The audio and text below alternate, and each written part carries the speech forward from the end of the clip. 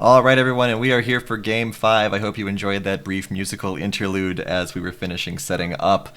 9 lives, option 12. Final game. Another reverse sweep, perhaps. There really isn't much more to say other than that. Casters are all set to go. I am informing the players. We will see if Icy Flip is ready to hit that button. Oh, we got a 90-second wait here. So, Jeff, what are your thoughts here heading into this Game 5? You know, it's to me a coin flip. But right now you got to wonder about 9 lives. How are they feeling? Are they tilting a little bit? Are they a little bit worried about dropping those last 2 games in a row? Because nobody wants to be reverse swept. It's a terrible feeling.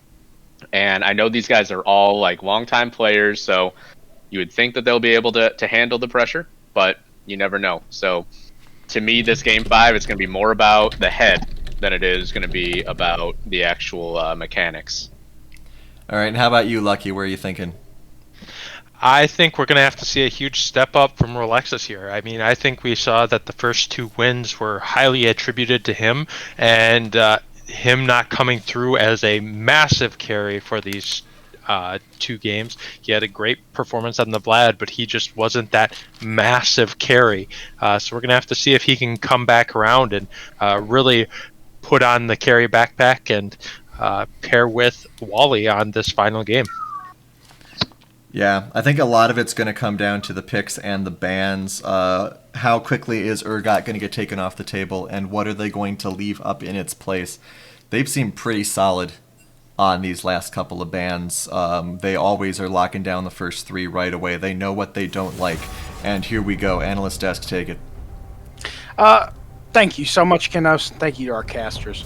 Folks, over the past 5 weeks, 6 weeks, we've seen players give time during the week to their team to practice, to communicate, and to build skills of communication, all to enable 10 players to reach this point. A point where they get to walk away and potentially say, I am a champion. The thing that puts the championship series in the LCUS.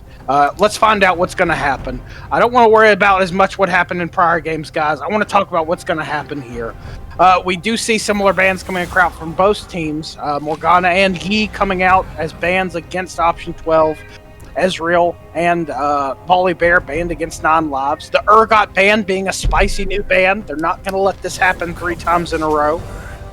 I'm really excited to see this Urgot ban because I was just thinking between games, 9 lives has to shake something up, and I don't know why this Urgot is just working so well for Option 12. Nobody else in the league even plays it in the jungle position. But they identified it as probably the biggest threat, and they're gonna ban or pick away the Ornn because they didn't ban it. And I kind of like that move because it takes that option away from Eternal and it gets the Urgot off the table. So I really like how they're trying to shake up this Option 12 roster that is firing on all cylinders right now. I agree. I am very shocked the Ornn pick. The most success we've seen out of 9 lives has been a carry top. While Ornn does do everything in the game, there are people that they're probably more enabled to carry. It looks like 9 lives is done with this early game stuff, and they're ready for some scaling. Picking away the Kog'Maw as well. The run back ain't going to work this time. Tell me, what are you thinking? Nickel? I'm thinking that we're going to be seeing a lot of differences here for 9 lives, and we're seeing it coming out of the gate. Option 12, I think, also needs to follow suit. So pretty much put nothing up for grabs here. We need to bring it right now, right here. Final game of the night. I think they're going to bring it. And they're playing a comp incredibly different with this Lulu support pick, potentially, or Lulu mid. It's going to be definitely enabling this Kog'Maw to late game success. I guess when all the cards are down on the table, you're betting on General Wally if you're in 9 lives position right now. We do see the Jhin pick come for Pointy Ball, as he's going to try and be as successful as his counterpart General Wally has been. We see the Annie ban coming across. They're not going to leave any comfort picks open for Gregosaurus Rex. I don't know how I feel about 9 lives' adaptation this draft. I really liked how it started, and then they picked away the Kog'Maw Lulu.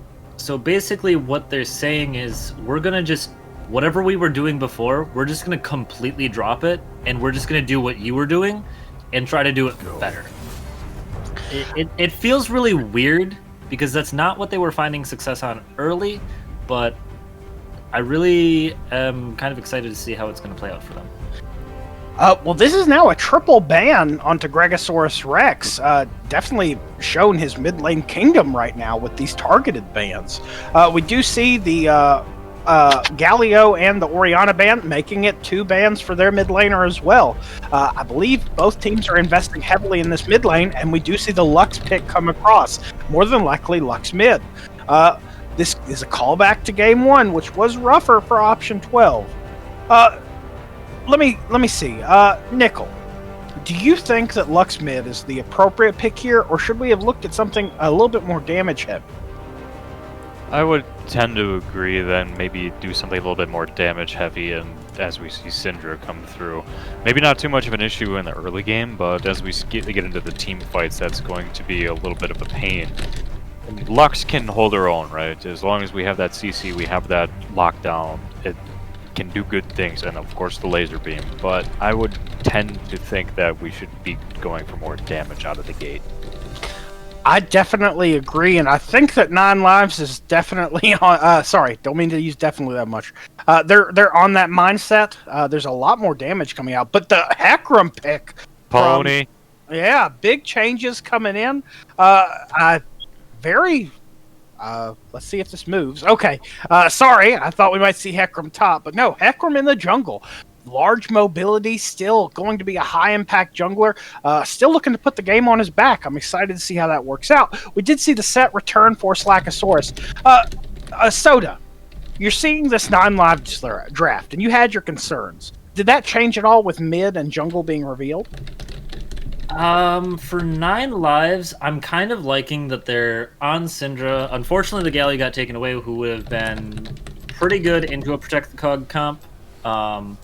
But I do like the Syndra. Slackosaurus was playing well on the set, but like I said previously, it wasn't like a win or lose by the set, but has definitely been impactful on it. The Hecarim for option 12 here is a very exciting pick because either it's going to get in and blow up the Kog'Maw, or maybe the Syndra, or it's just going to get shut down immediately by the Syndra or the Lulu.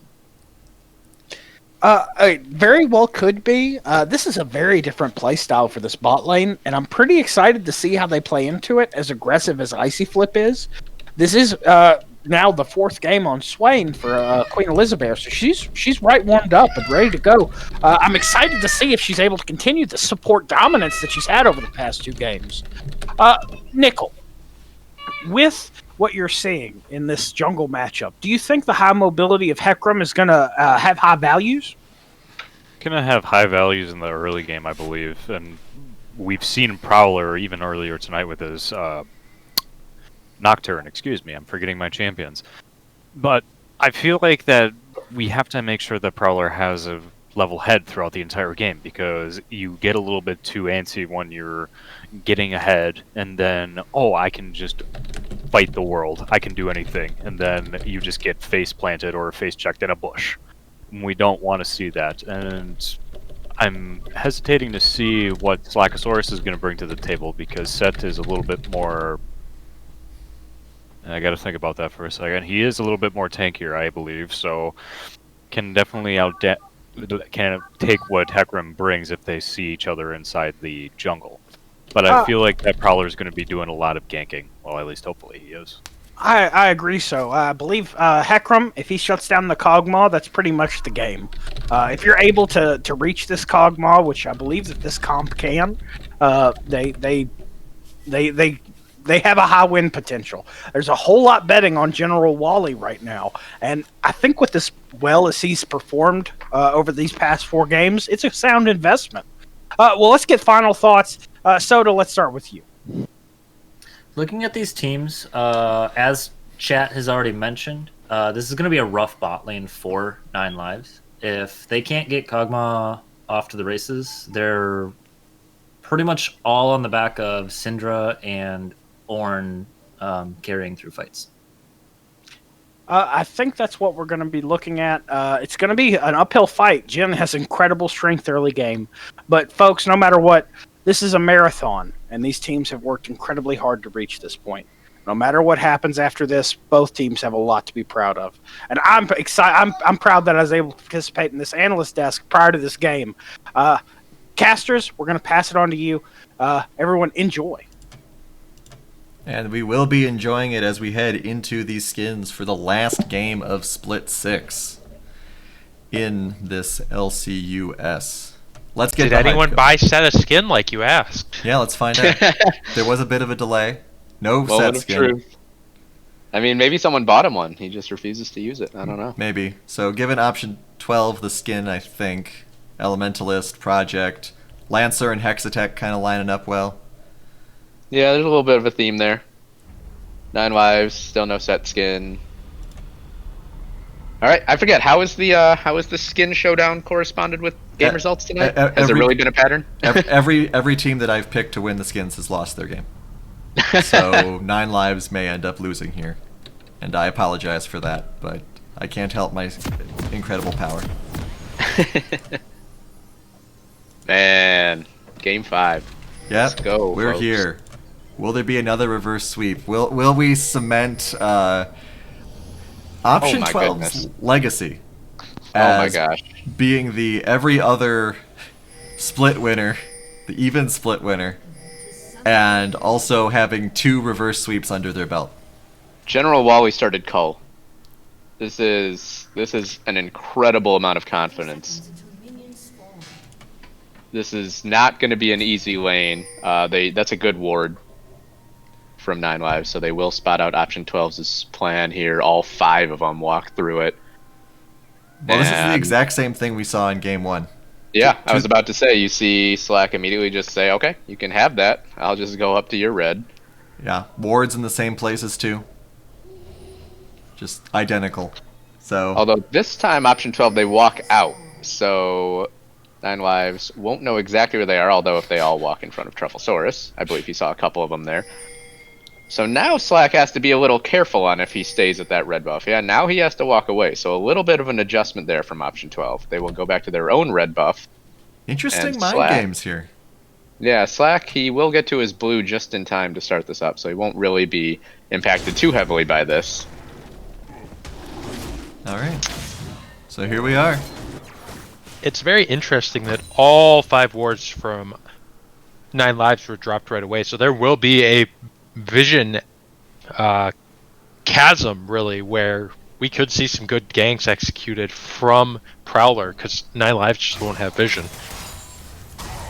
I'd also like to give a little shout out that in these 5 games, no one's forgot to buy items. It's very nice. You know, usually I just laugh sarcastically when people are praised for that, but that did happen to me personally. We of Northern Storm fame say thank you.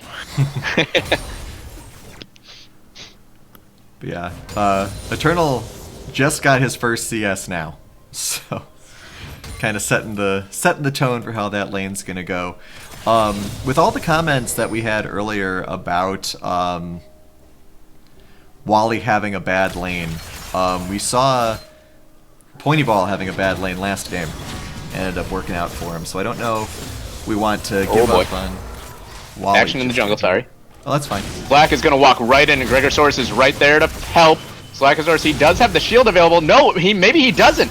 Oh, he does, just barely. He'll survive the last tick of the Ignite. Deadly Flourish from downtown from Pointy Ball secures first blood for option 12 in game 5. If we were going to put together numerous highlight reels of this game, I think that one that option 12 would fit is the mile away shots, because we've had Pointy Ball's Jin hitting stuff from half of a map away. We've had the chains from Urgot come out of nowhere and eat people alive. It's crazy, it's enjoyable. Well, let's see if we can see more of it. Now, Lucky, as a top laner, what do you think about Rolexis really switching to a completely different type of champion than we have generally seen him on in this huge moment? I mean, Will he perhaps have the niceties of Orn down? No, but the guy has great mechanics. There's no question about that. So I have no doubt that he'll be able to perform to a high degree. Whether he'll have full mastery, that's a different question. I'm also wondering how active Prowler is going to be on our friend the pony here. He is level 4 already, but other than that invade, which went very well for them, haven't seen him too much on the map yet. Very aggressive choices as well, going for the Conqueror and the Ignite, as compared to the movement speed, Nimbus Cloak, etc., and Ghost. Yeah, I think that Ignite really surprised Slackosaurus there. Wasn't expecting that level of damage. It's been a while since I've seen a Hecarim not really do that Ghost play, so this will be interesting. Definitely helps his early game dueling potential. It'll be interesting to see how it affects his ability to burst in later fights, where he relies on the speed of his E and Ghost to do damage, and his survivability to get away with that Ghost. I know Token personally, who is a must ban on Hecarim, prefers the Nimbus Cloak build. Ponyball losing half his health to minions there. But it looks as though, yeah, there was a first back already.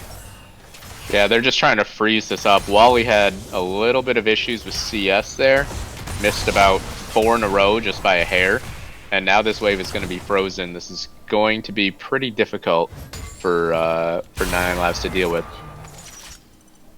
Ooh, definitely a bit of a misplay top lane with an attempt on a kill on Maokai. Missed a critical knockup to create a kill.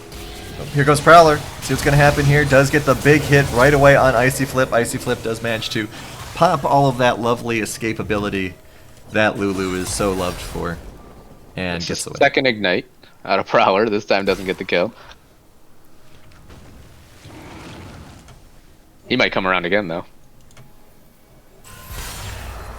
Yeah, just dropping a ward.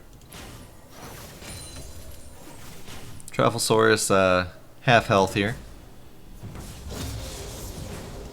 Oh, early dragon, once again for Prowler here. Does need help this time, though. Doesn't have the soul ability like he had on other champions. And Slack is about to recall here in this bottom lane. Yeah, he probably wishes he would have known that that was happening just north of him. Once again, we see a common sight, an incredibly high CS lead Relexus fighting Eternal under turret. But a little more cautious this time. Doesn't have the damage output he's used to, or we normally see him with, I should say. And he's not running the unsealed spellbook either, which often gives Ornn a little bit of unexpected kill pressure, because you can swap over to that Ignite just for one little all-in that surprises people.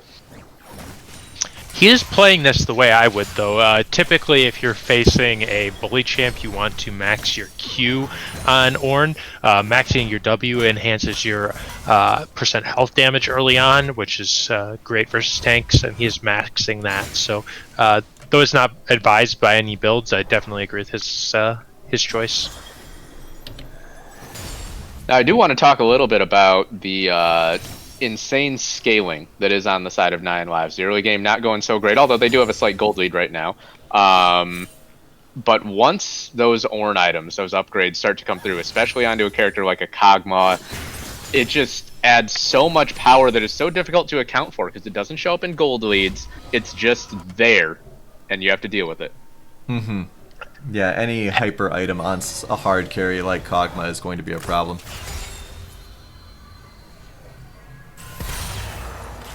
So Lucky, right now, we saw the first Drake go over to option 12, and we just talked a little bit about how 9 Lives potentially has some really insane scaling at their disposal. What kind of priority would you be putting on early Drakes if you were 9 Lives? Would you be willing to let them go? Would you contest like a little bit?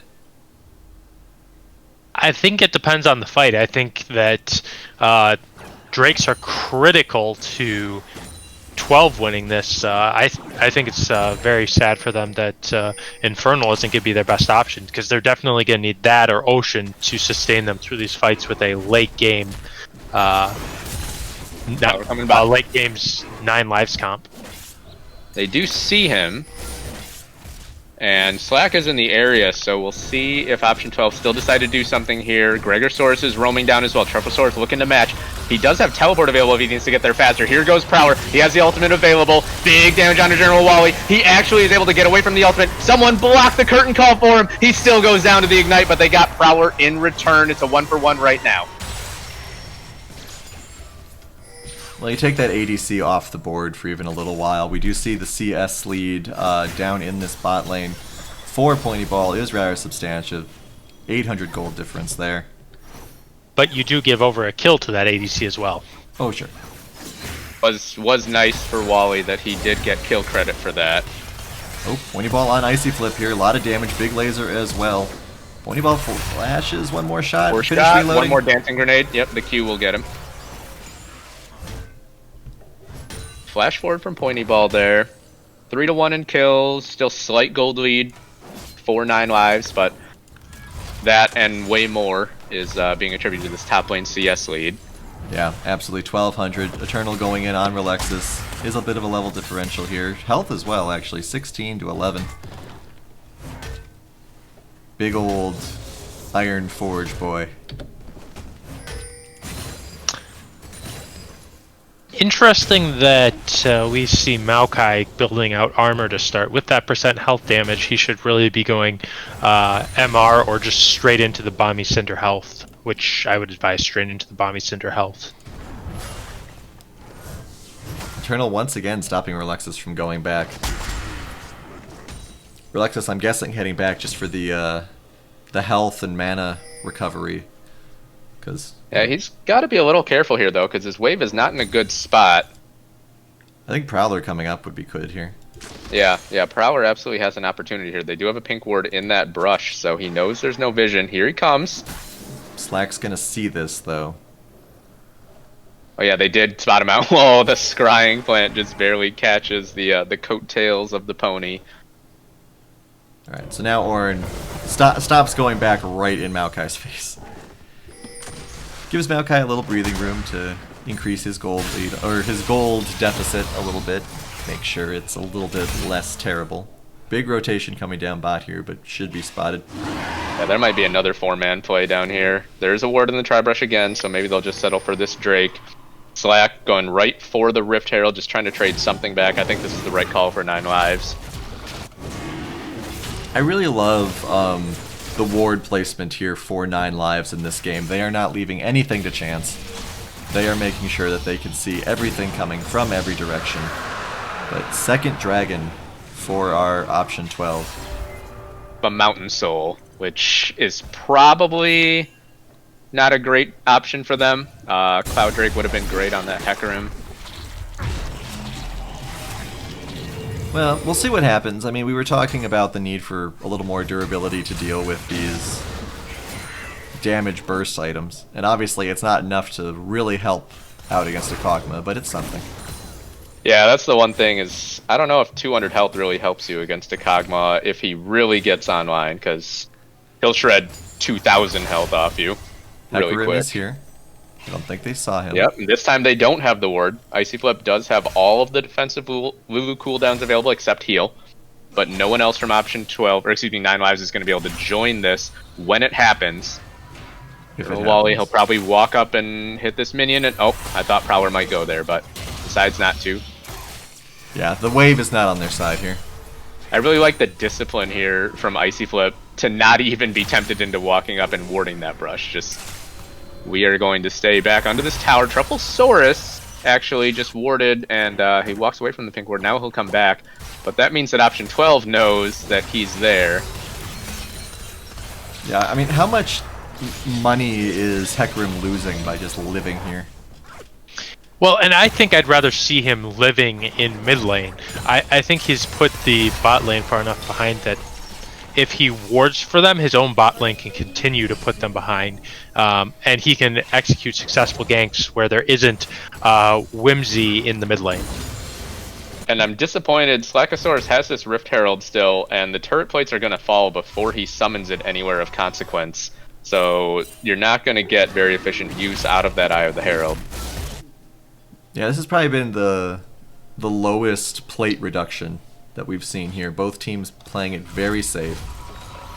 As evident by the dead even gold. Yeah, shows the power of the farming that we're getting up in that top lane, that the gold is even, considering the 3 kills. Check out the gold differentials themselves here. 1,400 in the bot lane, 1,300 in the top lane. So everyone kind of splitting themselves up. Lux being the great 300 gold difference. Dead even on CS in that mid lane too. So. Still 14 CS away from that Cull getting finished for General Wally as well, so still not getting efficiency out of that item. Does have the Blade of the Ruined King finished now, and that Cull, when it pops, will help him. I assume he'll go Rage Blade next, so that'll help slingshot him towards that. But yeah, you see this Rift Herald in the mid lane right now. There's no plates, that turret is almost full health, that's so inefficient. Yeah, not a great Herald, but, you know, had to use it somewhere.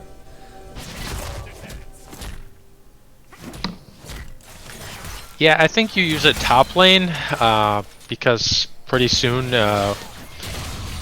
they should be able to free the Ornn up from that lane and start rotating him around the map. But definitely interesting to use it mid lane. And Gregosaurus looking bot again. Once again, he's on a ward, and they will already start to run away. Prowler, how aggressive is he going to be? He'll pull back. Yeah, gotta be careful here. Good little double snare play there. Do have Truffle, gotta look out for that.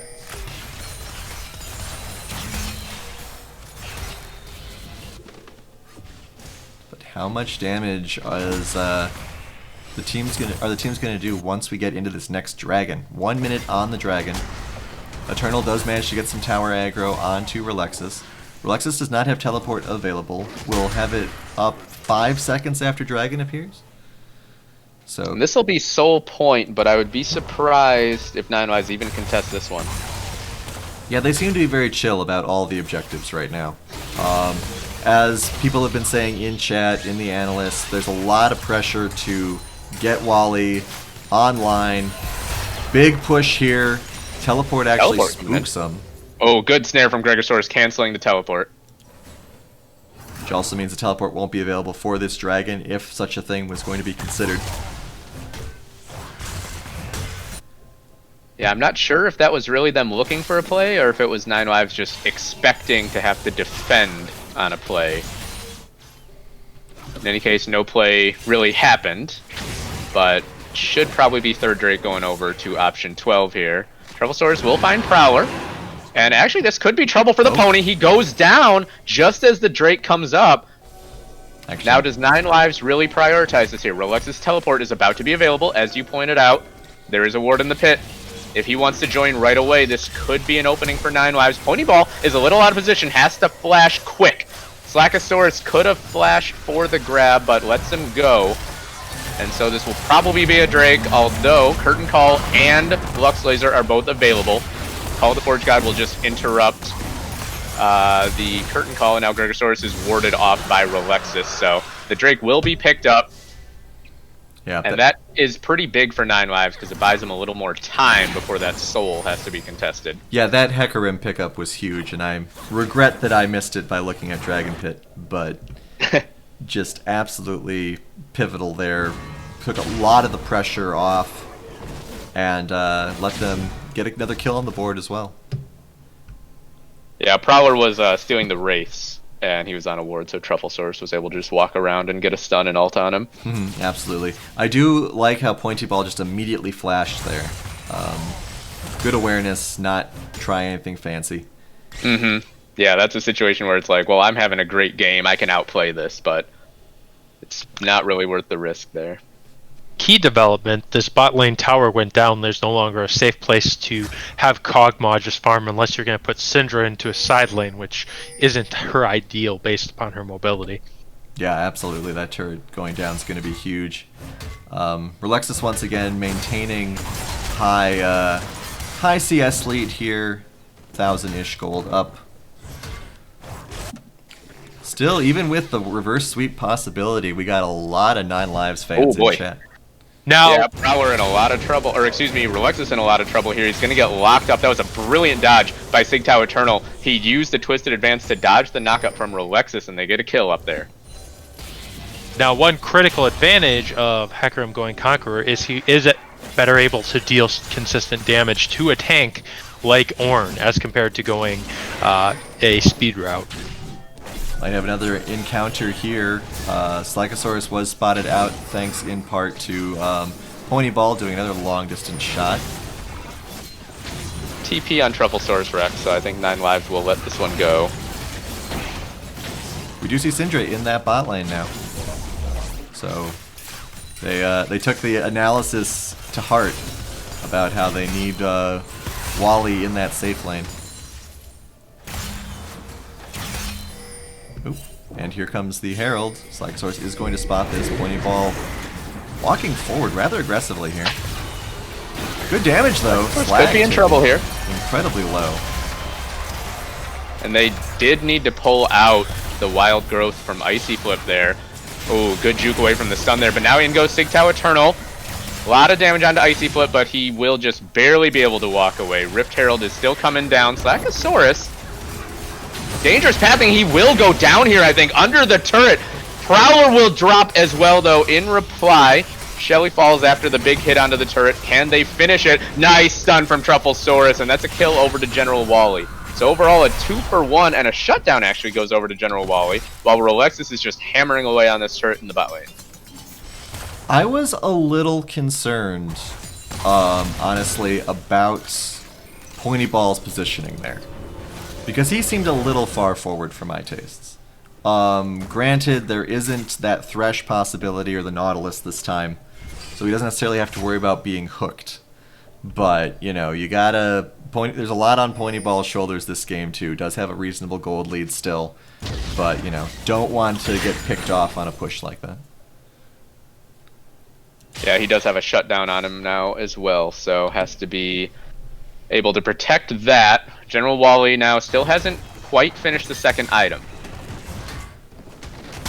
And I believe we'll have another Drake coming up, and my internal clock is working, probably about 2 minutes.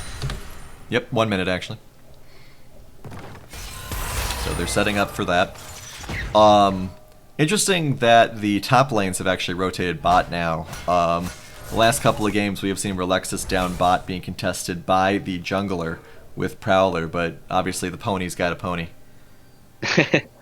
And we are actually seeing desynced teleports, so Relexus will have his up shortly, and Maokai will not have one available, so that may be a critical mistake as compared to just letting that tower go down, which would have prevented the farm from bouncing back to General Wally.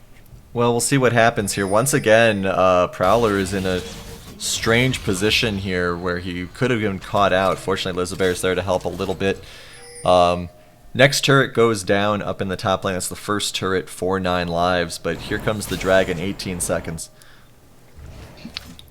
Yeah, option 12 had to give up that turret because they also didn't have teleport on Gregosaurus, so they had teleport disadvantage on both solo laners. Got to give up something somewhere. They choose to give up the turret in order to have everyone here be full strength for this dragon, and if I'm 9 lives, I'm probably letting this one go since I was lucky enough to get the last one. Yeah, they are actively moving away. Especially since they don't have Rage Blade completed on Kog'Maw yet. Good call. Good call. Alright, so 9 lives has 5 minutes to get into a position to stop the Dragon Soul. That Rage Blade will certainly be finished by then, unless Wally's mouse breaks for a long time. I like the vision of Empire. And I don't think we see the Mountain Soul by any means determine the game, so I had no need to really critically contest that one either. That's a good point. Yeah, I don't think Mountain Soul is really a situation where if you're 9 lives, you need to throw yourself at it and potentially lose the game for it. Sigtao Eternal, just going on to Relexus. This is barely ever going to result in anything consequential, I think, at this point. Yeah, Ornn did deal a little bit of damage there. I saw a reasonable, like say an eighth of a chunk of health come off. We do need to be careful. We don't want to see Eternal taking these fights too often, as he will significantly lose these fights based upon Ornn's percent health damage. And Ornn already jacking up with the big fancy items. He's got the 2 completed for himself. If he gets 1 more level, he will be able to upgrade for somebody else. I assume it'll be Wally first, who now has the Rage Blade. Alright, so we are in the power spike point here now. Yep, there's the first item. Might of the Ruined King gets supercharged for Wally. So now we have to see what difference are these items going to make. 2 huge items on this carry. Prowler once again in a bit of a weak position here, but he does have all of his friends around to help, which is nice. Yeah, it's important to note we still haven't really seen... Oh, and just as I say that, they jump in on General Wally and just annihilate him. The Lulu wasn't close enough, and Prowler will just barely be able to walk away. And now if you're option 12, the Baron is on the table. Prowler's pretty low, but as long as someone else tanks this for him, the big component of 9 Lives comp is gone. And they are going right to it. And Lucky, if you're 9 Lives, do you contest this, or do you just let it go? I think you walk up and try and draw them off, but you cannot full-on fight this. Well, it looks like they might be looking to. Call the Forge God comes out, and it might force them off. Troublesaurus picks up Elizabeth, but that's not really what you want. Six Tower Eternal is extremely low. They jump in. That's a huge haymaker. Oh my goodness. Slackosaurus Rex asserts his dominance.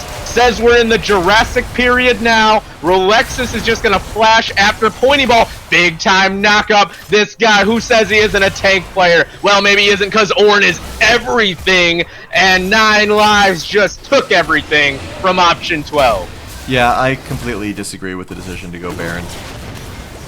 You're in a close game. Your big playmaker, the pony, is low health. And as Chaos 6 is saying in chat, I've seen this show before. It was not. Let's be clear here. It was not the big mistake that it was in Game 2. But it's not something that works in their favor at all and is giving away big gold where it shouldn't have. And to clarify my comment, I was commenting that 9 Lives shouldn't dive in and risk losing all their members. I wasn't commenting that 12 should be doing the Baron. Yeah, I know what you were saying. Man, that was awesome. Slackosaurus Rex and Rolexus might have just saved the season for 9 Lives. Well, we'll see what happens if they decide to contest this dragon or not. They're having a party, or at least they were having a party in the brush. I like these traps. I also like the idea of, if they don't care about the dragon, I like the idea of pushing with Baron here. Yeah, I do think... Yeah, you're absolutely right. Because, you know, you've got Baron buff. Why not? And we actually see Eternal clearing out some minions here, just in case. But the way that they're kind of hovering around here, it doesn't feel like they aren't interested in this dragon. They're really scared, though. They are just hobbling around as a 4-man group in the mid lane. They do have a ward on that brush near red buff, so they know that there's not someone that far forward, but they're probably that afraid of Prowler. There is no flash on General Wally still, but I think as long as Icy Flip is close to General Wally, they won't insta-kill him. Ooh, the sweepers to take out the traps. Very clever. And now, yeah, 9 Lives just bullied their way in here. Option 12, they have a slight little opportunity to pincer here. Prowler is above, and I believe he's unspotted. He could just run onto General Wally. Nope, they do see him now. And Rolexus, I'm wondering if he's the one with the trigger, if he's the one with the go button, with that Call of the Forge God. They've started up the Drake. Here goes the Ornn ultimate. They get it, and it's just onto Sigtao Eternal, actually, who actually dodged it. In goes Prowler. Trufflesaurus is gone. The Syndra is dead. Now, what can General Wally do? Wild Growth already came out, but he is melting the front line. Lizbear is gone. Slackosaurus in the bot line takes out Prowler, and it's just Gregorsaurus and Pointy Ball alive. Curtain Call comes out. What can they find? Is there a pot of gold at the end of the fourth shot? No, there is not. Don't think it would have killed Rolexus anyways. And the dragon will stay alive. Nine Lives have to be careful here. They don't want to recall and just let it go. Yep. Slackosaurus and General Wally stick around. Oh, here comes Rolexus on the TP. Pointy Ball is in so much trouble. He's walking near a wall. That's not a good idea, my friend. Down goes the Jin. Oh, Gregorsaurus so close to killing General Wally, but the E wasn't quite on the right spot. Here's Orange just looking to run down the Lux. Nope, won't get it. And the Drake, after all of that, goes over to 9 lives, and the momentum staunchly in favor of the 1 seed for now. Yeah, there was, once again, some decision-making questions there. We have Wally being so dominant by hiding, essentially. We see the power that he has because, or all ADCs have. You're in the back line, you can't get on it. Big bang boom. Wally just sweeps in with that damage uncontested. And Pointy Ball as well. I mean, Pointy Ball was doing very well there. It's just the problem was that they felt they needed to try to make something happen against that dragon instead of letting it go. And I do believe the timer is on for 9 lives, if it's not overtime already. I think we'll come back to reflect upon the choice that Pointy made to go with the Jin over the Caitlyn or the Ashe that could really bite the front to back opposite the Kog'Maw. And I don't know that the Hecarim had a different choice to make there. They were expecting him to go onto the Cog, so eliminating the Syndra before she could ult was a viable target. I like this call from option 12. They just go straight up. They get something for free. It's a little stabilizer, you know, when things haven't been going your way, just getting anything, making any progress can really help to re-regulate your mentality. Let's check out that gold. Pointy Ball is still slightly in the lead, but later game it goes. The more General Wally just exists. Doesn't matter what the gold is. Another ornament just came through onto Slackosaurus now. Trufflesaurus, you see, looking to build the death cap, so that'll be the next thing. Everybody gets fancy shiny items. And Runon's Hurricane now picked up for General Wally, so he'll be shredding everybody at the same time. We do have a lot of comments in chat about Ornn, and it really does feel like, ironically, they broke the mold when they made Ornn. Like, I mean, he's just got so much going on in his kit, in his abilities. Yeah, the damage he has been putting out in these fights, despite being basically full tank other than the Iceborne Gauntlet, is just incredible. Rabadon's Death Cap, I believe. Oh no. Okay, that might have been an error. They upgraded the Ludens instead of the Rabadon's Death Cap there in Trufflesaurus' inventory. Yep, Ornn cannot control that. Truffle needed to move the Death Cap into the first slot ahead of the Ludens. So a little bit of a mistake there. It's the kind of thing that you always think won't matter until occasionally it does. Baron coming up in 19 seconds, 9 lives. You see they're very confident to just walk in and take control of this. There's a pink ward in the back of the pit though. So option 12 will be aware that it is not being started yet. Mountain Drake in about a minute. And maybe 9 lives doesn't see that pink ward or something because they're baiting, even though option 12 clearly knows that it's not being done. Here they come. They might look for the big old fight. Oh, good stand from Gregorsaurus. They get onto General Wally. He's isolated. He's alone. He will stay alive. No, oh, curtain call from Pointy Ball snipes him down. Now what happens? Queen Elizabeth is very low. A Cathian surprise will help finish one person, but Trufflesaurus is now gone. There's no carries left on the side of 9 lives, and they're just running for the hills. Slackosaurus just trying to use his ult to escape. I think he will get out of this one, but with Sigtao Eternal and both carries available, option 12 can run the map for a little while here. Yeah, we'll see what they decide to do here. You cannot sleep on how powerful the turnaround from Slack is. Just that shield. Oh! Beautiful art by this Jin. 6 That seconds is on Wally. I gotta get the turret and get out. Yeah, if they stay for inhib, this would be pretty dangerous. Ponyball's feeling very confident, though. Forces the flash out of Rolexus. Snare lands as well. Ponyball runs forward, but doesn't quite have the damage. Now Wally's here. He has to be careful not to overstep, though, as Drake is going to be up very soon. Couple of key snares from Gregosaurus there. The first one onto Rolexus stopped him from being able to hit the ram and engage that fight the way that they wanted. And then obviously that last one securing the kill onto Slackosaurus. Was that a 1900 crit? Did I From the Jin, yeah, it gets up there. All right, so let's just for the record see what Wally's health is. 15. All right, so that's a thing. This is a thing that happens. All right, and we do see this Jin sitting on 2k gold before this fight, so not having that could be a big play in this as well. We don't have Slack is not going to get here on time. Yep, they have. If they want to fight this, they have to go now.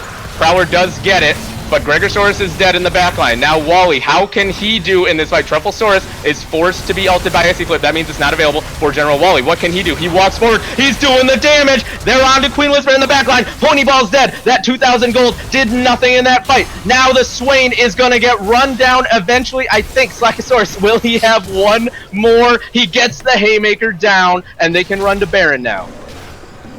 Yeah, Pointy stepped way too far forward there. There was way too much confidence. Positioning is, we were talking about decision making for option 12. We're talking about positioning now as well. Pointy Ball has been very far forward in all of these fights, and that time it finally caught up with him. These are the game 5s that you hope a series ends with. Back and forth, ebbs and flows, drama all over. Gregosaurus is up. I don't think he'll get in range of the Baron to even try a steal. Would have been crazy to see like a teleport attempt steal.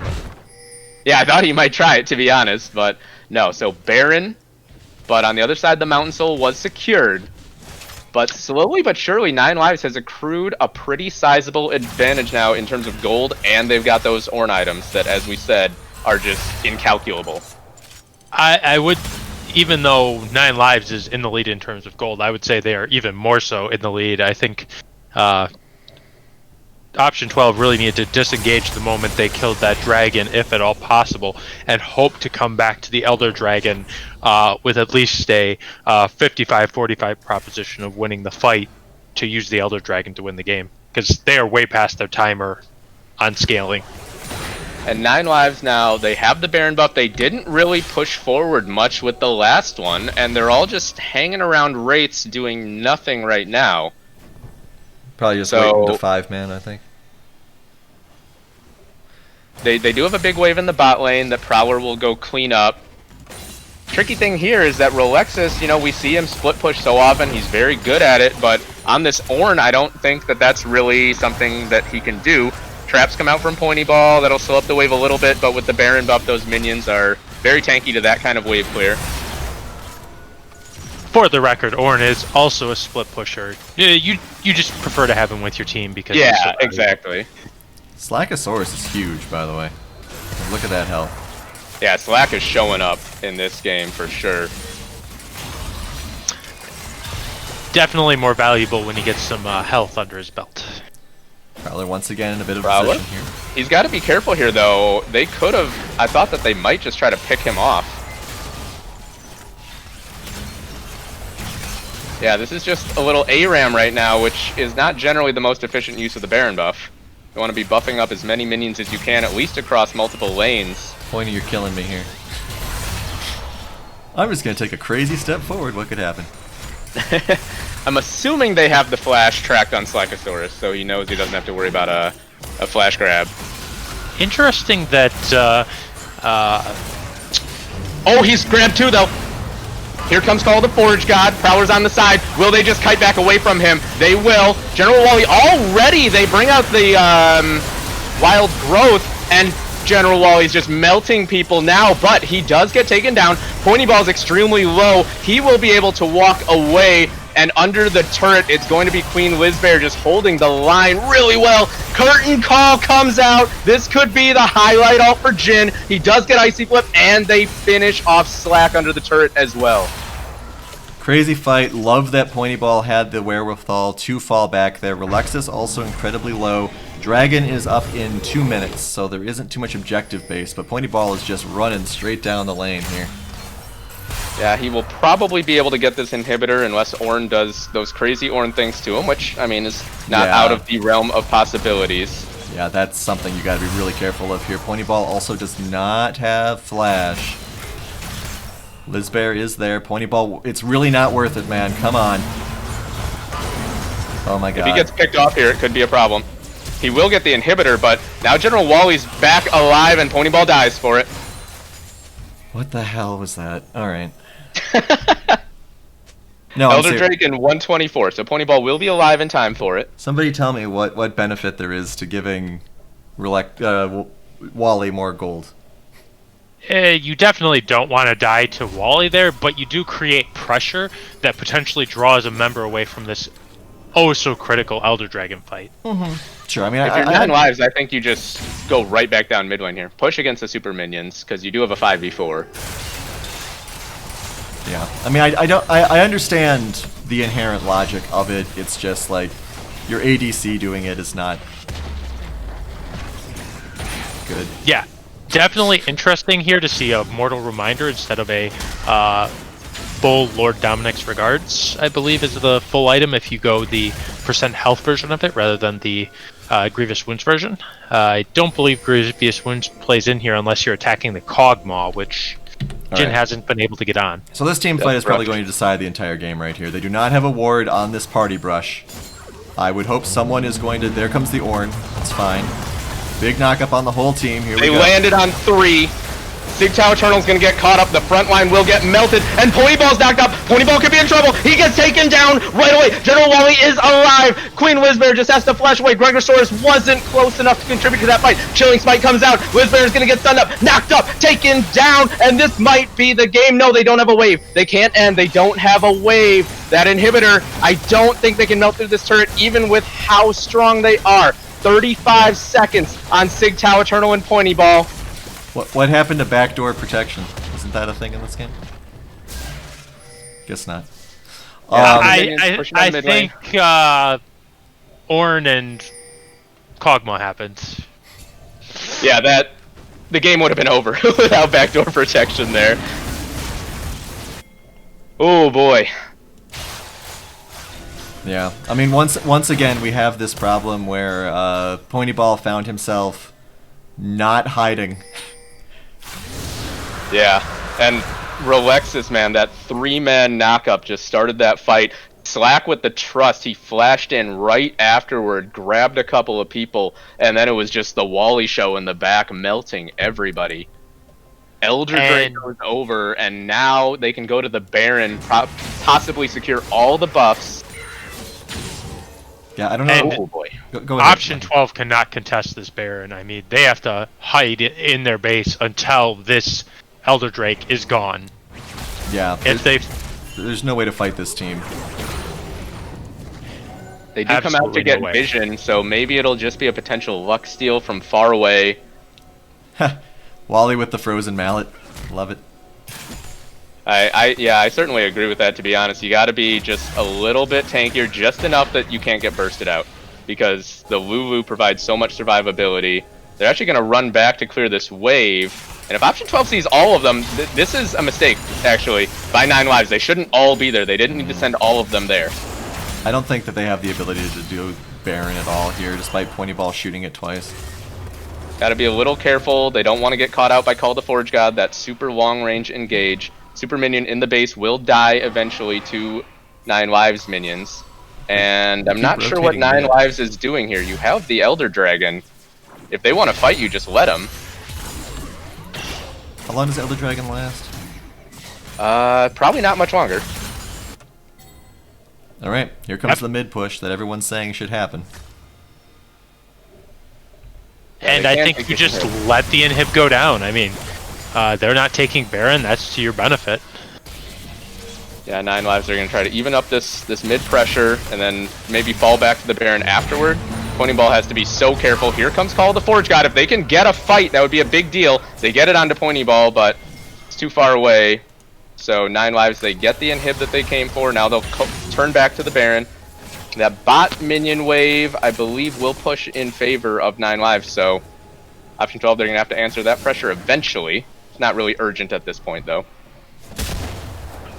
Now, I know I'm crazy, but if I'm Wally, I would have gone Zanya's instead of Frozen Mallet.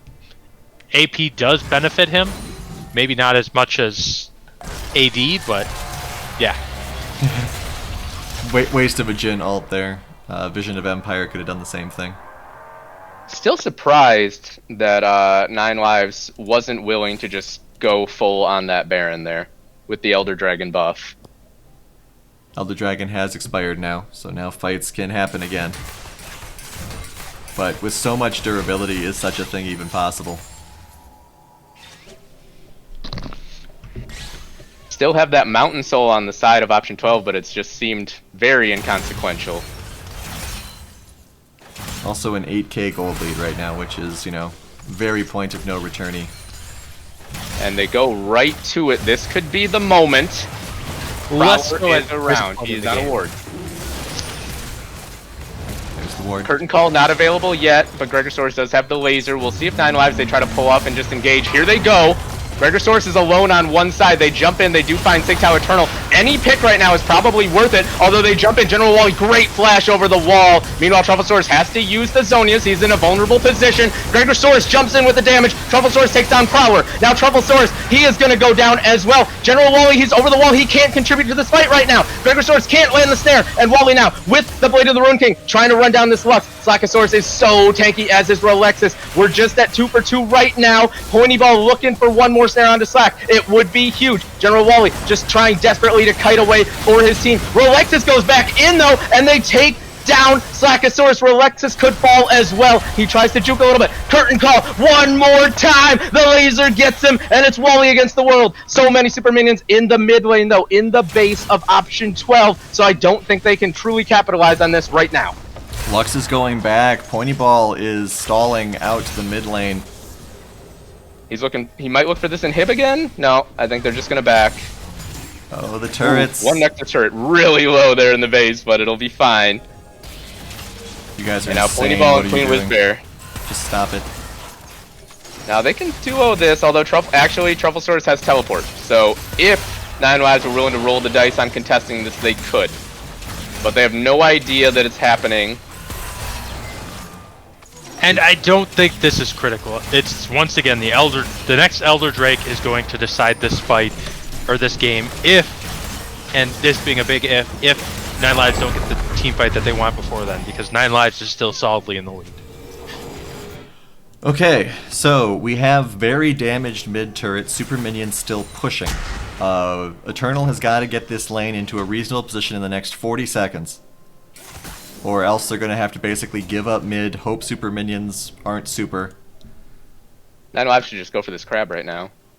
And option 12 cannot walk through another corridor where an Ornald. If anything, they need to come straight down the river where they at least have some room to dodge.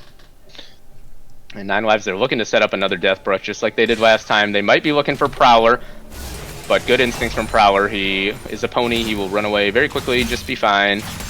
Icy Flip finds him on the other side. Alright, it'd be no exaggeration to say this is probably the game. Let's see what happens here. We've said it a few times, but this time it feels real. Super Minion still pushing on the side of 9 lives. Stun comes out from Trufflesaurus. It's just a relatively inconsequential chunk. General Wally, no flash for this fight. Ooh, good juke by Trufflesaurus. That could have been a problem. Sigtal Eternal goes in. They might catch onto the Syndra. Good Zonia's Hourglass. In goes Rolexus and Slackosaurus Rex. In the back line, Trufflesaurus is gone. Prowler falls in return. General Wally is really low. Can they find the last hit? The big stare. Curtain Call comes out. Isolate has to block it for General Wally. They do get onto him. Sigtal Eternal. So much damage. They get him. Gregosaurus finishes off the Kog'Maw, and the Elder Drake will be theirs for the taking. Rolexus is gone, and actually this might just be the game. No, they don't have a wave either. This is yeah, they should deja vu. They need to go on Elder, I think. I mean, Pointy Ball might be able to get the inhibitor. We do have the Lux heading back. Yeah, they can't They finish have against to the take Nexus this Turret. Elder. Yeah, they have can't to finish take against this the Elder. Nexus Turrets, I don't think. Yeah. Turn around, get to the Elder, guys. Come on, what are you doing? You got 30 seconds, 42 seconds. They'll still have time. They'll still have time. The Ornn did interrupting the Jin ult was huge, as Chad is pointing out. That was, I mean, obviously, the fight went great for Option 12 either way. But, once again, the bot lane of Option 12 is taking a huge game-ending objective here. And here comes Regisaurus to help too. No vision for 9 Lives, so they can't be safe about trying to teleport in for this or anything. Elder Dragon over to Option 12, and I don't think 9 Lives used their Elder properly. Oh my god, properly. just kill it! It resets, but it'll still be fine. I don't think 9 Lives used their Elder Drake properly. We'll see if Option 12 does. Yeah, They've got super minions in the mid lane. I think you just run at the Nexus turrets right now. Dare them to fight you. It looks like they do. They do have Baron buff still as well, though. For how much longer, who knows? This is the big push right here. Oh, there's so many minions too. This is going to be really tough Baron for 9 Lives to survive. Because they have to find a way to clear that wave without getting caught in a fight. Otherwise, these turrets will just melt. And we cannot have Pointy taking a step too far forward here. Otherwise, Option 12 will go down. Good choice by Icy Flip to just walk out of the range, or excuse me, the width of that curtain call. Pointy Ball is just putting down little pot shots on this turret. Another wave coming through shortly. Yep, here it comes. Ah, man, my heart is beating like a drum here. Now here we go. Pointy Ball steps forward. He does get stunned up, and here goes Prowler into the back line. Can they find General Wally? He is gonna stay alive for now. Survives the laser as well. Prowler, GA pop. He will pop back up though, and General Wally has to be careful. Elder Drake is on. He gets his GA popped. Meanwhile, Trumpetosaurus has gone down on the other side. Gregosaurus is gone. General Wally, can he get back on the line? He can! Prowler gets him! That's gotta be the game-winning play. Well, the wave is coming in. Icy Flip all alone. Option 12, the reverse sweep. They will end an epic 50-minute Game 5. A championship well-deserved for Option 12 in Split 6. That is the only way to end a Game 5. My god. Wow. A game worthy to end the split. So, if you wanted to be a god who goes back in time and predicts this, you say, okay guys, if General Wally dies, Option 12 is going to win. And it happened enough times. Alright, we're going to take a look at graphs real quick. We're going to spend a short amount of time in the analyst desk, and then we are going to head over into our interviews. I don't even know what to ask these gods, but we will figure it out. And while we mention gods, I mean, on both sides, this series was absolutely fantastic to watch. It was. Start to finish, both teams, incredible. Equal amounts of strange choices, equal amounts of great plays. Insane. All right, we're going to the analyst desk right now. All right, analyst desk, you got. Let's give it 2 minutes. Hit us. That's a whole lot to fit in 2 minutes for the longest game of the series. But I am so excited. Let's break this down as fast as possible, gentlemen. First, Soda. We saw the Ornn and the Maokai. What happened different? Why was Maokai so successful with his best ending score? That was just a slugfest on both sides the entire game. And that the top lane is no exception to that, and I think that's kind of what we saw the whole game. Very valid, very valid. Let's talk about the jungle. Infinite, you with me?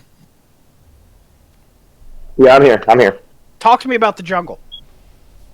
This was the game. This was the game Prowler needed to make something happen. Same thing from Slackosaurus. We've said a few times throughout the season that this season felt like it was a Jungles Matter season, and they had literally as many chances to figure each other out as humanly possible with 5 games, 5 very good long games, and Prowler just was able to pull off this win and work a little bit more in the jungle than Slackosaurus was this time around. And well, They pulled the reverse sweep. Nickel, tell me how this Lux with a 2-4-20 score line was able to win the game versus a Syndra with a 12-6-11. Just team fights, honestly, in my opinion. And it was kind of a tug of war back and forth, and Gregosaurus Rex was just in it to win it with his team the entire matchup, and we saw that happen. With just taking some roots, doing some damage with those laser beams. Maybe we need to extend that cooldown, because oh my gosh, laser beams every single time that you look at the screen, goddamn. But anyways, I think that's what it was. It was just at the right place at the right time and just keeping a level head. I agree. And this bot lane matchup, highlight of the night, tense engagements where General Wally and Pointy Ball were the highlights of both team fights. Both the tanks and the junglers vying to kill those carries before the carries could end these team fights. Both teams out of 5 series have given us quite possibly the most challenging and most competitive finals that we have ever seen. And I know from us at the analyst desk who have had the pleasure of talking to you all evening, congratulations to Option 12 and thank you Non-Lives for a very well played split. Kenos, back to you. All right, and now we're going to go to the interview room. Might get a little chaotic here, but everyone please bear with us as we try to talk to all 5 members of Option 12 over an incredible series. Still trying to catch our breath. Yeah. Dude, same. All right, guys, so we are Holy shit. here. A lot of screaming at the end there. We've got a lot of people in here and a lot of stuff to go over. So we'll try to keep this quick, and we will try to keep it manageable. Let's start with Sigtao Eternal. You had one of the tougher matchups of the night. You had to stand up against Relexus for 5 games. What was your thought process going into that, and how did you deal with the fact that you were behind in CS by a lot throughout the whole series? Well, first off, I just want to say props to Relexus. Dude's a monster. But the whole being behind by CS thing, I mean, yeah, it was tough. Giving him that farm was really hard to deal with, but that's just my shtick and how I've been playing this entire split. And getting me on Maokai, farm doesn't matter a whole lot, especially once you get to team games, and when we're just doing our thing and playing it out slow, our 3 wins, then it's a lot more impact. There was some discussion during Game 1 about the Poppy pick. Yeah. you want to address that for everyone? Well, we were waiting to pull out Poppy for the Camille matchup, just to see what would happen, and we weren't sure what to play into Relexus that first game, so it was like, alright, let's just play Poppy, and then we didn't really get a lot of damage out that game, or crowd control. It wasn't a good game all around, but I hadn't played Poppy yet, and she's one of my better champs. Obviously, I didn't show that here, but I wanted that chance to play her. I couldn't resist. All right. Lucky Jeff, you got anything for the top laner here? Man, That's fine. I want to say congrats. Way to embrace your role. And yeah, just props. I think Kenos covered it with the questions. Thank you. I hope I made Darian proud. As a former teammate of Darian's, I can say you exemplified the motto of "Stop, Die." Also, you frustrated the hell out of me last week, and you did a great job today. So, congratulations, well deserved. Thank you. All right. Tank. So Prowler now, going just straight down the line here. I got two questions for you. The first one is, you were a force to be reckoned with in this Game 5, but your stat line doesn't necessarily show that. 3, 11, and 15. What do you see your role as a Hecarim when the game gets that super late and you aren't incredibly fed? Ooh. Prowler? Bueller. Maybe he's still breathing. Oh my god, Prowler's dead. All right, we can just... we'll come back. Always. He doesn't need to be interviewed. It's fine. Just move on. I mean, if he's not going to say something in the next 2 seconds. Oh, he's gone. Oh, well, we lost him he probably forever. does. We No just need come to back talk to him. about Urgot. Who cares? All right. Gregosaurus, you pulled out a lot of different champs in this series. You went through a lot of your playbook. How were you approaching the picks you were doing for these matchups when you guys kind of turned it around after those first 2 games? So we noticed that Nine Lives thrives on skirmishes and grouping up and just deathballing us consistently. That's what happened in the first 2 games, and it really bit us in the butt. So I figured, well, screw it. Brand just got a buff, and he wants you to group up, so let me try that and see how that goes. And lo and behold, it went pretty well. All right. And then you're in this final game. There were comments all over the place about the laser beams. You've got 20 assists. So you're approaching a long game here. How are you kind of trying to focus in on team fights to assist with the kit that Lux has available? So my primary goal was whenever Alexis tried to Ornult, I was trying to snare him so he couldn't bounce it back. I think I successfully did it once out of about 20 times.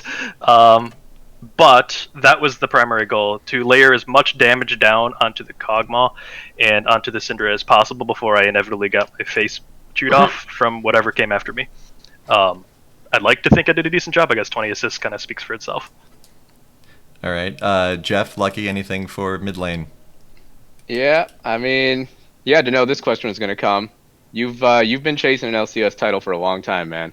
You've had a lot of disappointments. Talk to me. Tell me how it feels. It still does not entirely feel real, to be honest. I kind of told myself that if I didn't make it this time, I would probably not play again. Now I'm not so sure. We'll find out. I don't know if my heart can take it, but this is amazing. This is absolutely amazing. Feels great. Awesome. Okay. Lucky?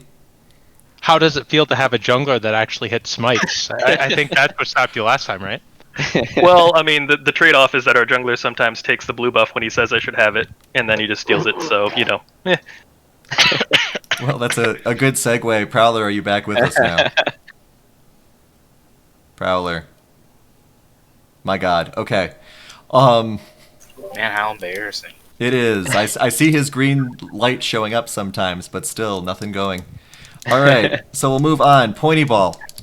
Hang on. I'm really sorry. I think I used all my internet in the 5 games here. What was the question? There's Prowler. All right, Prowler. You're playing Hecarim. You did okay early game, but basically didn't get any kills for the rest of the game. 3-11 and 15. How are you approaching fights when you aren't as much of a scary horse as you might want to be? My job was not to be the carry of that game. I'm blessed with teammates who are able to. My job was to get on either Kog'Maw or Syndra and get him into a bad spot. So that's what I did. Even, if you know your role, you can always succeed as a team. And why did it take you so long to start playing Urgot?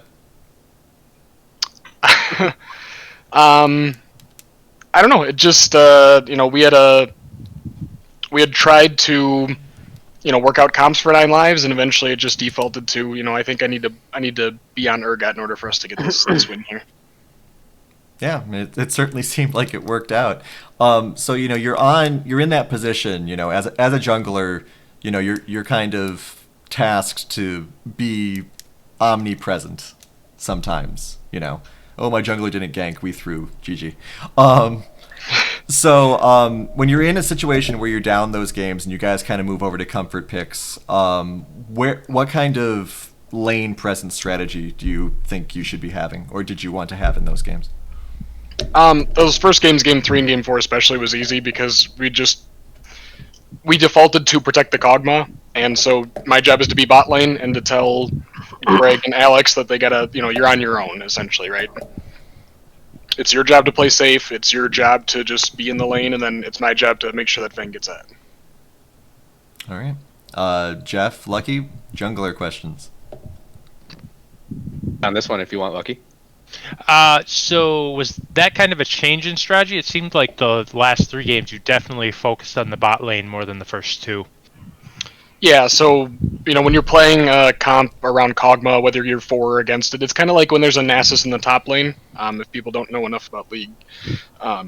You need to camp that lane. You need to make sure that your ADC is super far ahead, because that Kog'Maw is going to catch up just by randomly picking up CS. And you need to get enough advantages early that you can pay off, the scaling that the Kog'Maw's taking. So what you're saying is that an Ashe wasn't a hard enough carry, and Pointy needed something more challenging. Is that what you're saying?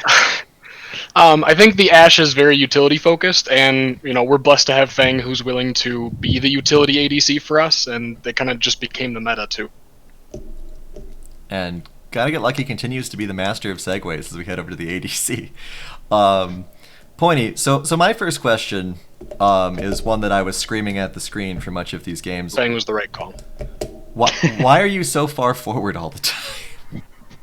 I am very aggressive.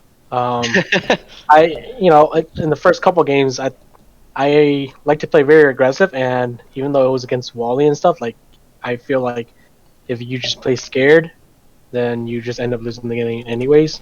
So the first couple games, you can say I try to flex a little bit, but once those didn't go very well, we just decided to again default back and just play safe, play it slow, because they were doing very, very well at just countering us. Anything we tried to do, they TP'd right away, and so we just said slow down the game.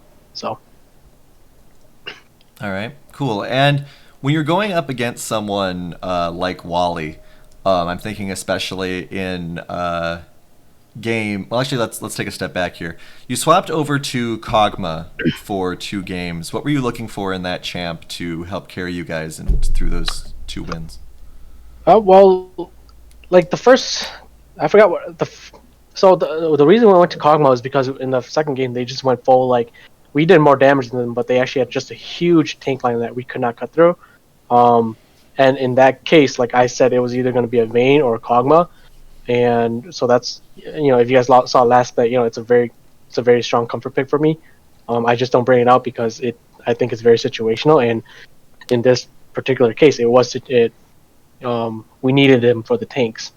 It was tough in the lane though against the Caitlyn the 4th game because Caitlyn just shoving my face in and stuff, but our game plan was again just to play slow and scale up, and it ended up working for us. And hide behind the Urgot. Yes. All right, Jeff, Lucky, ADC questions? Well, this one isn't ADC specific, but I do want to ask you that game 3. You guys were down 0-2. We saw Rolexus pull out a Vladimir, a couple of picks that we haven't really seen from 9 Lives up until this point, or at least a little unorthodox for them. Did you guys feel like they were maybe getting a little overconfident at that point? I don't think so. They might have gotten a little overconfident because they did stomp us very hard. But honestly, it was Vlad was something we expected. We weren't very surprised to see it because 9 Lives is actually one of the few teams that just their champion pools are just huge. So it was actually very hard to draft against them. It was very hard to really target anyone. Go ahead if you got something, Lucky. How did it feel getting tracked down by the Ornn in those fights, even as far ahead as you were? Well, like I said, Rolexus he's just an insane player. Even on a champ that's not a damage champ, even on a tank, he still does a crap ton of damage. And so, it's a little scary, but it's just what are you gonna do? Not be so far forward, maybe. It's okay. I don't play ADC. I don't have the killer mindset. I just tank, and that's fine. No. Well, my job, like I said, my job those games was just to really blow up the Syndra and Kog'Maw after Prowler got in there, and so that was probably one of the big reasons why I did step up a lot, because I knew that if I didn't take them out, they were going to wipe my team. Mm-hmm. So, for sure. All right, and Queen Lizabeth, thank you for being so patient. Always. So Swain, lot of Swain, 1 Braum. How you're in these situations where you guys are down significantly, either a gold lead or and you were also kind of moving around a lot in those games as well, trying to get in positions, helping everybody out. What kind of mindset as a support who is playing champions who are a little bit more go get 'em, kind of like Swain is with the damage possibilities? How do you approach those sorts of things? Yeah, well, I see my role as the support for the entire team, not just for Feng. Obviously, in the beginning of the game, I'm there to protect my AD carry. But if I see on the, because I watch the mini map constantly throughout the game, and that's why I sometimes hang a little bit further back because I'm watching the map. And if I hear someone call, okay, so set's over here, or we've got the mid laner coming down, I usually try to position myself to be able to run up and assist, whatever that might be, so that we can cut them off or to continue to track them. And I usually try to be that person who's calling out when dragons are coming up and where we see wards, and if I can ward and if I can put down a ward. So I try to make sure that I've got a good handle on what's going on the macro level versus just watching my lane. And in terms of big picture when it comes to Swain, there were comments early on in this split about supports having strong opinions about Swain as a support. Now that Swain has helped you come forward, where are you on Swain? I actually had never played Swain before, I think week 2, and I just kind of randomly picked it up in one of our practice games because I was like, oh, this kind of looks fun. And so I tried it out because we figured it could be a flex pick for us, and then I just ended up playing it a ton, and I love it. I think it's, if you get behind, you kind of can be in a rough position, but as soon as you get your second item, typically you can dominate team fights and you can start tanking, which is a really nice bonus to playing something like Swain because you've got a lot of magic damage and then you've got a lot of tank potential as well. So it's really helpful within those team fights because you can carry a game if, say, like in solo queue, you can carry a game if your AD carry is unable to. So it's I think it's a really nice support pick for that reason if you need some extra damage. Yeah, and I mean, obviously, big fan of tanks and also supports that can kind of turn on their heads and get in there with the damage as well. Jeff, Lucky?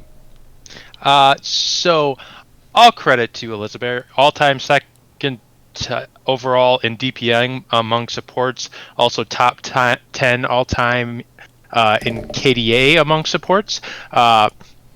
Awesome play. I do think we have to give a little credit to Wishbone for inspiring the Swain here.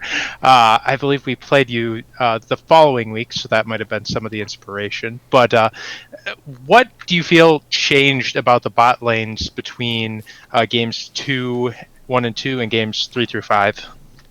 Yeah, so well, we knew, Lefeng and I knew that we were going to be up against some really stiff competition in the bot lane. Wally's one of the best AD carries in the league, and Icy is one of the best supports, to be honest. He has a very deep champion pool. So we knew that they were going to be aggressive, for one, because Wally always plays heavy carry support, or heavy carry AD carries. And that we were just going to have to play it safe. And if we saw them aggressing on us too heavily, like we saw in game 4, I believe it was, to just kind of back up, wait for our time. And that meant that Fang was going to lose quite a bit of CS in the process. But we figured he'd make it up later on in the game and just play for the late game. All right. So for you, you're still a relatively new player to this game. I know you've been playing for a couple years now. Your first split, you're a rookie champion, which has got to feel pretty cool. Can you talk a little bit about how, just based on, compared to the rest of the time you've been playing League of Legends, talk a little bit about your growth this split and how you feel like this split has helped you to improve? Oh, yeah, for sure. I only started playing it back in February of 2018 because my husband, Gregosaurus Rex, wanted, an additional hobby to play with me or to do with me. And so really from, I would say, last year to this year, I have grown a ton. I was bronze 4 last year, and I was playing AD carry for the most part. And I really kind of found my stride going into this season and found some supports that I really liked. And actually, Soraka was the one that really got me into support. And it helped me learn the game quite a bit more because I got to focus on not just, CSing and making sure the bot lane was okay, but working on the macro portion of the game. And that really helped me to be able to grow, in solo queue and to get to Silver 3 this year, and to really understand the game much better and help out in a team setting. Awesome. And lastly, you guys came out of the gate really hot at the start of this split. Seems like there were a lot of ups and downs. I would imagine some frustrations along the way. Can you just talk a little bit about what the process has been like, the journey for this team over the last 2 months to get here to end everything on top? Yeah, so there were some times, especially around week 3, when we hit our low point and we just weren't working in a synergistic manner at that point. We were trying some new stuff and it really wasn't working out for us. So we had to have, a come to Jesus moment with the team one night, and we just all vented our frustrations, talked it through.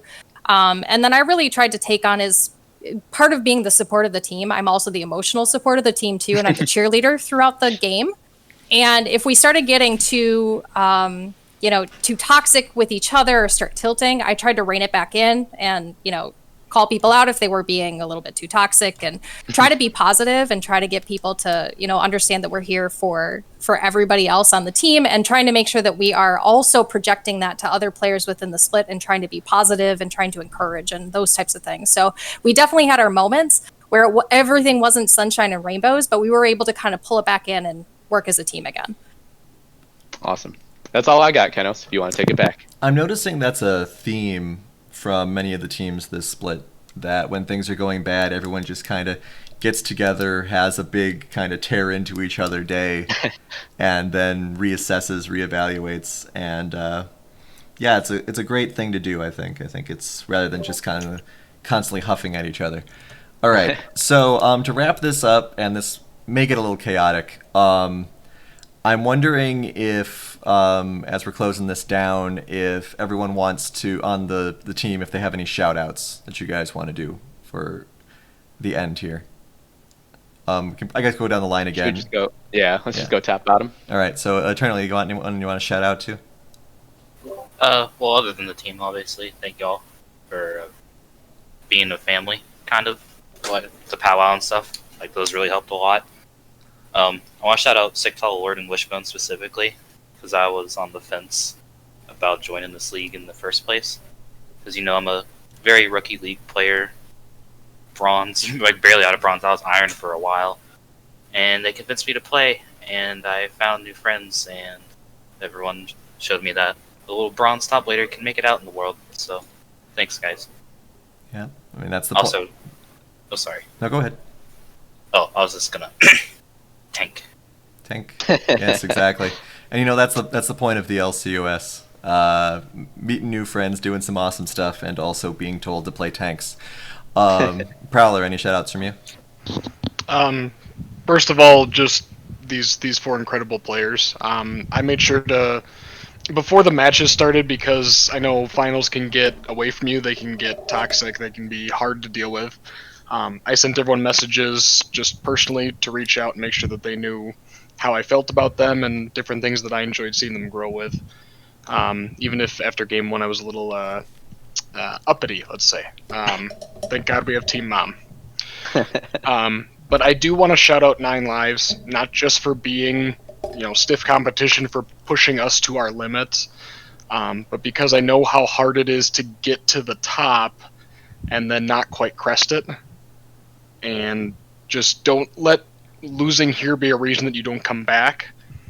Let this be a driving point moving forward, something that pushes you to do better. Maybe there was that one play you could have done differently, or there was that one champion that would have been useful if you had picked it up. To all the other teams as well, there's reason to come back.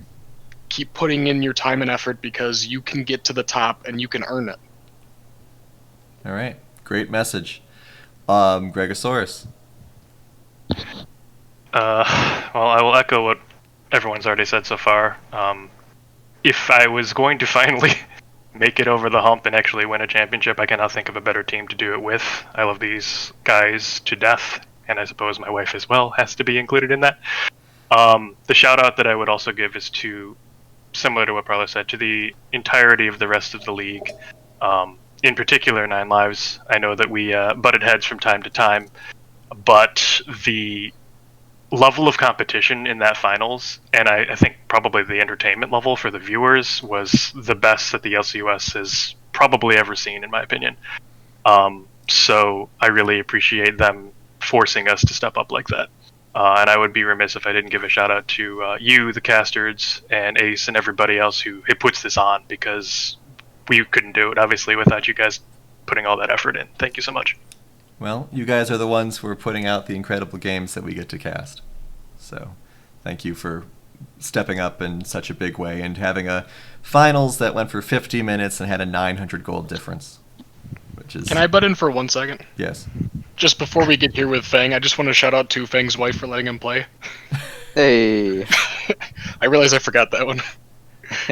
All right, and Pointy, we're coming into you now. Man, I feel good. I feel good winning. I just want to, biggest shout out, to the team, and yes, to my wife because she does let me play. But I honestly think my biggest shout out is probably to Sig up top. I could never imagine playing being down that much CS and still just staying in the game. That is probably the most impressive thing in my opinion. Just to be able to go down that far and just keep up with the game and just be relevant in the game. That is not something I would ever be able to do. I just want a big shout out to him. And big shout out to Nine Lives. Like I said, they were tough. I actually think they were one of the toughest teams, obviously by far, because they just matched up into us very, very well. And like I said, it was a fun but intense game. I don't think I will play League for the next week after this. So big shout out to them and big shout out to the rest of the league and all the casters too, because this one was definitely much harder to do than the last one. So yeah, and as comments in chat have said, your Eternal was pulling a Darien. That's what it is. It's what it's called. It's always amazing to see top laners do it. After weeks of therapy, you get used to it. All right, and Lizabeth, any shout-outs for you?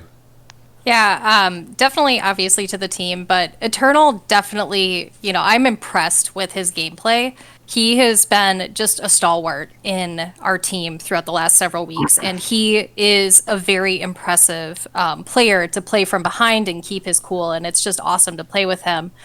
Fang for being an awesome lane partner and really helping me make sure I was in the correct positions when I needed to be and for communication. Prowler, I've already told you 100 times, you're my new best friend.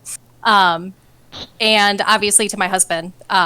But I hope that we continue to play together, and I'm going to be so sad that we won't have daily conversations anymore. And I want to give a special shout out to Wishbone.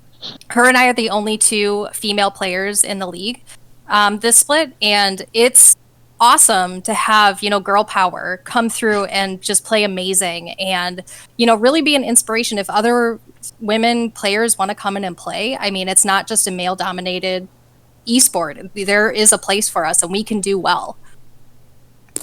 Yeah, absolutely. I mean, the number of women that we have had in this game, and they always step up in a big way. We think about some of the ones who came before who didn't join us for this particular split, and the door is always open. There might be some toxicity at first, but we can see here that the teams get through it and put up a great time. All right, so that will do it. Split 6 in the books. Option 12. Second reverse sweep in its team history. Congratulations once again to all of you. And congratulations to everyone for watching, sticking through this. It was a long 5 games, but they were incredible. And if you missed any of them, they'll be up on the YouTube channel. Split 7, Season 2, whatever it's going to end up calling. We will let you know. Facebook, all that good stuff. Jeff, Lucky, any closing thoughts here? I'm exhausted. I think that goes for everybody here. Gotta get Lucky out. All right. Sounds great. Well, you all have a great night, and we will see you the next time we're streaming. Keep an eye out.